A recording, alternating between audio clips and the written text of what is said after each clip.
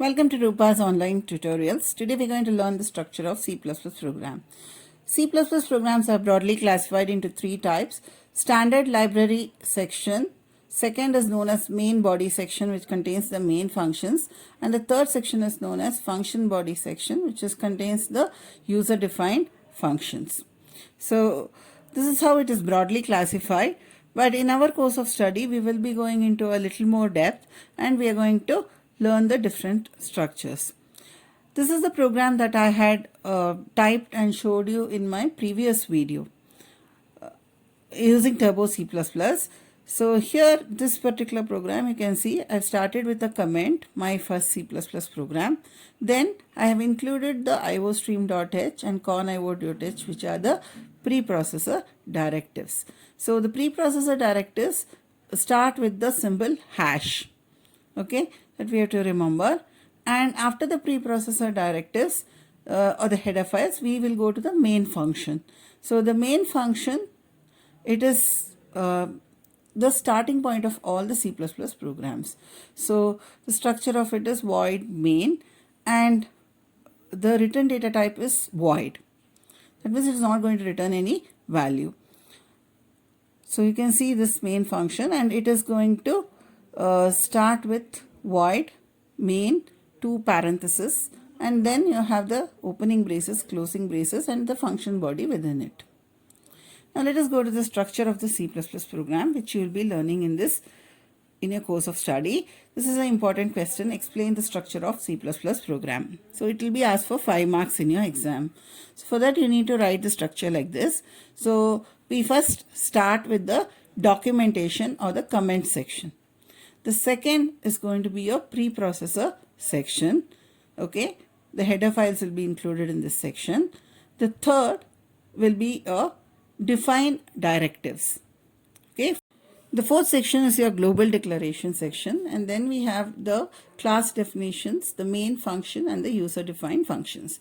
So we'll be learning each one of this one by one. So first we will start with the documentation section or the comment section.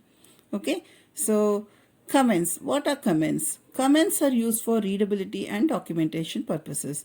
So what do I mean by saying readability and documentation purposes?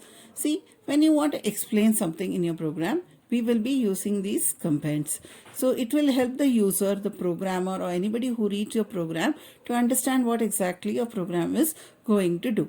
Okay, so there are two types of comments in C++. One is known as single line comment and another is known as multi-line comment. So single line comments, they are going to have 2 / in them. Okay, for example, I can say my first C++ program. So you can see that there. Okay, and the next one is multi-line comment. So multi-line comment is one which contains multiple lines or more than one line. So multi-line comments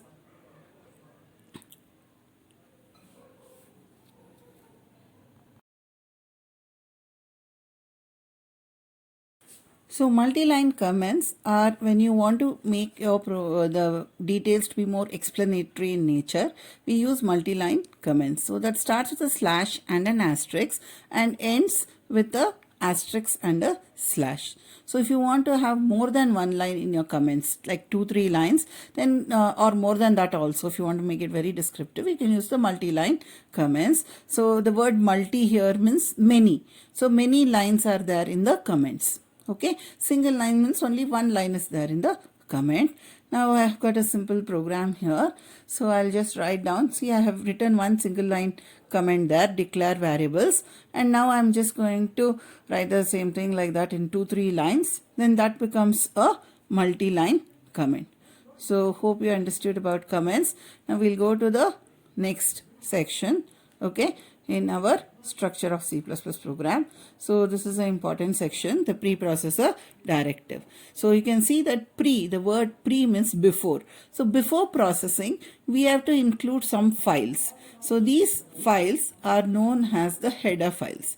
So these header files, they contain the different functions. So to use these functions in our program, we have to use the preprocessor directive.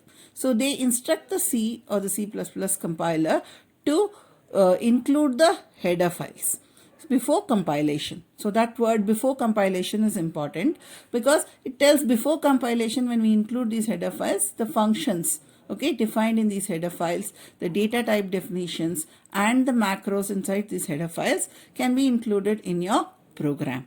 So that's what is the importance of the header files or the preprocessor directives. So here I've given some examples of the preprocessor directives. So the most important of this, which is to be necessarily included in all your C++ programs, is your hash include iostream.h. So what is iostream.h? So that has been included in the angular brackets, which is of the shape L there. Okay, so iostream means input output stream.h. So this particular header file has to be included in all your programs. It is necessary, and it contains two variables or two objects, cout and cin. It is character output and character input. So to get the input and output from the user and display the output to the user, we have to include the iostream.h. Okay, so that is necessary. After that, we are going to have the conio.h. So conio stands for console input output.h. So since we are using Turbo C++, we need to include this header file. So you have clear screen, get ch, etc. And then we have iomanip.h. So that also is used for some manipulators like setw and get time, etc. So these three files are commonly used in all your C++ programs. Apart from that, you can use string.h for string functions, mat.h for math functions, ctype for character type functions, stdlib for standard library, and you have time.h, and you have also the fstream.h. So fstream is mainly used for your file C++ files that you will be learning in your second PU classes. So these are some of the preprocessor directives. If they ask you examples, give examples of preprocessor directives, or they may ask you the functions, then you can give them. But it is a separate chapter on this, which we can discuss later.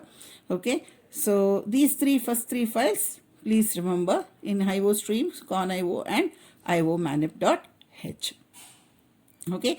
The next section are the hash defined directives. Now what is hash defined directives? See, these are used to create symbolic constants. What does the word constant mean? Constant means something which is fixed. It is not going to change. That's what we mean by the word constant. So here also, once we have declared a symbolic constant, the values are not going to be changed. The values are going to be fixed. So I've given the syntax here: hash define macro, macro name and the value. What's a macro? The symbolic constants are also known as macros. Okay, and one example I have given, the value of pi is fixed, isn't it? The value of pi is 3.14. So here hash define pi 3.14. So how do I use this constants in my program? So let us take an example here. For example, if I want to find the area of a circle. Okay, so for that the value of pi is how much? 3.14. So but the pi symbol is not found on the keyboard, isn't it? Area is equal to pi r squared. So instead of using that symbol pi, I'm going to use this constant pi. The constant value is how much? 3.14. That will be evaluated into radius. So hope you understood how these constants can be used in your program. Okay. Now you may ask, I can't use directly 3.14. Definitely you can do it.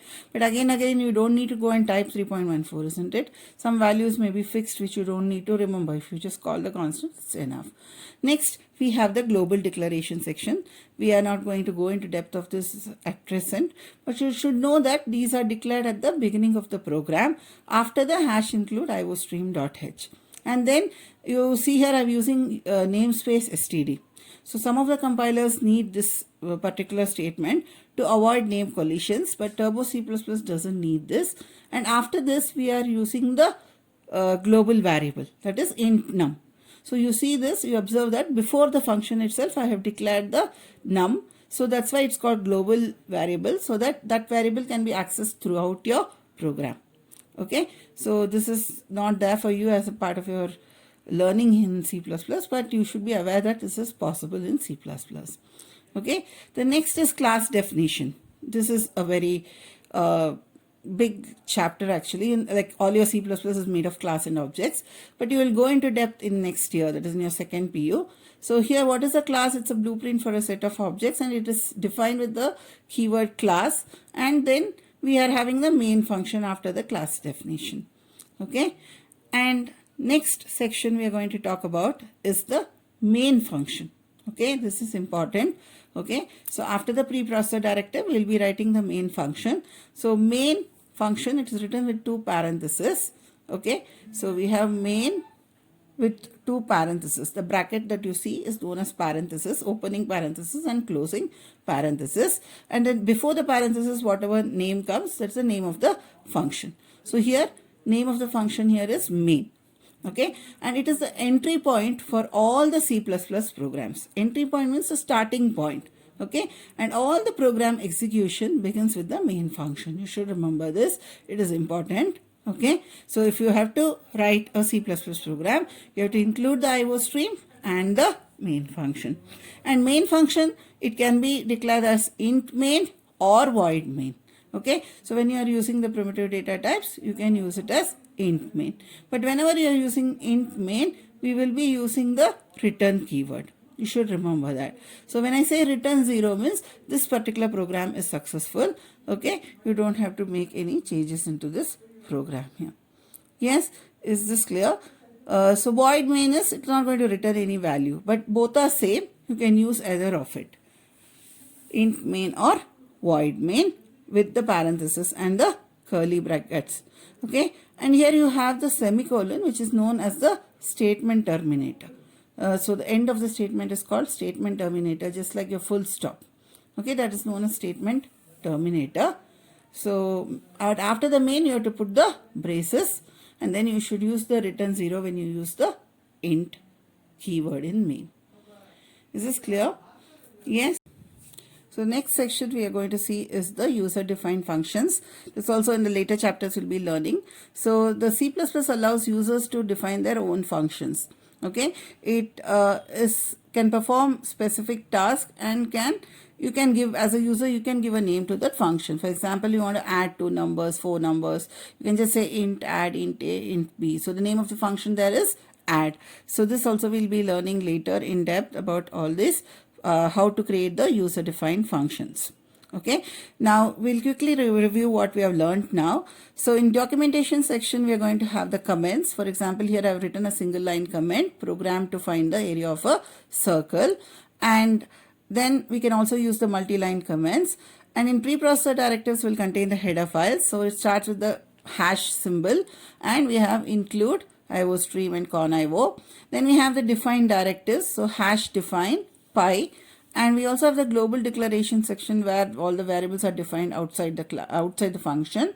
And in class definitions, it starts with the keyword class following with the class name. Later we'll be learning about that. And the most important section is the void main section, or you can use int main also for that. And it is the starting point of all the C++ programs. And then we have the user-defined functions. And here I've just shown you an example of one program. Okay, write a program to find the area of a circle. So area of circle is given by pi r squared, where the value of pi is 3.14. So I've started with the commands. Okay, and then I have included the iostream.h, conio.h and iomanip.h. I have said hash define pi is equal to 3.14. And then we have void main, the main function. In that I have declared a variable double radius and one more variable double area to store the area of the circle. And area is given as pi r squared. So pi into radius.